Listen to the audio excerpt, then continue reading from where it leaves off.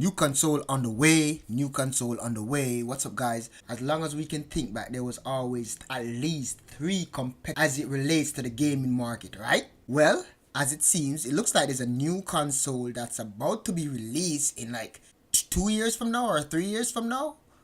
That is called the Madbox. It's gonna be a powerful console that has the specs of a high-end PC that's going to be challenging the Nintendo Switch and the Nintendo Switch Pro if they so release one in 2019 or 2020, and the Xbox, the upcoming Xbox, they're calling it Xbox 2 or Xbox Anaconda, and the PS5. Okay, people, this information surfaced because Slightly Mad Studios CEO, which is called Ian Bell. And if you have never heard about Slightly Mad Studios, they're the people behind games like Project Cars. So, people, Ian Bell basically tweeted out, the Mad console is on the way. I don't think nobody knew what he was talking about, because I don't think nobody anticipated that there was a new console on the way coming anytime soon to challenge Microsoft, Nintendo, and Sony. This was shocking because if I heard about the Sega Dreamcast 2, then I would say, yay! Because Sega has a foothold in the industry and know what it is like. So for a new console to pop up and it's not coming from none of the major manufacturers, there's a slight worry because there's a lot of console that has failed in the past. However, Ian has come with some bold claims because he says the console will be released in 3 years. So you're looking at 2022, right? By then, the Xbox 2 will be on store shelves and the PS5 will be on store shelves. Even the Nintendo Switch Pro will be on store shelves, right?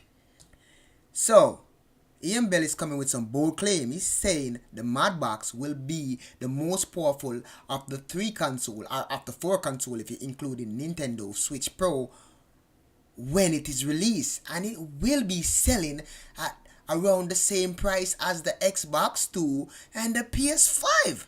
As it relates to specs of the system, they're saying they're going for 180 frames per second for VR, and they're in works of making a dedicated controller for their system.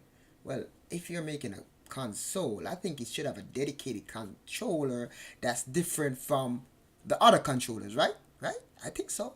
So Bell didn't give us the final specs of the system, he just gave us a little tease of the future. Basically, that's what he did, right? I'm really glad for a new competitor. I'm glad for a new system on the horizon, but I'm a bit skeptic because there's a lot of systems that has tried to tackle the market that Sony, Microsoft, and Nintendo dominated, right?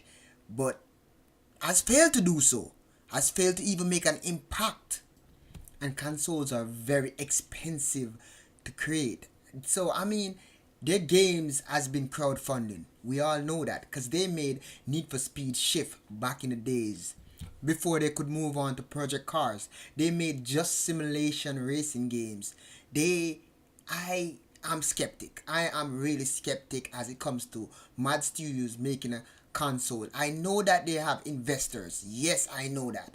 But will they be able to survive? Let me know what you think in the comment section. Do you think the Madbox is going to be a competitive system as it relates to Microsoft, Sony, and Nintendo? Are they going to create their own space like what Valve did with the Steam Box? Because I definitely don't think that the Steam Box were consoles, and those are failed. I don't see many people purchasing a Steam Box today in 2019. So I mean, let me know what you think. Let me know if you think the system's going to survive or it's going to be a failed console.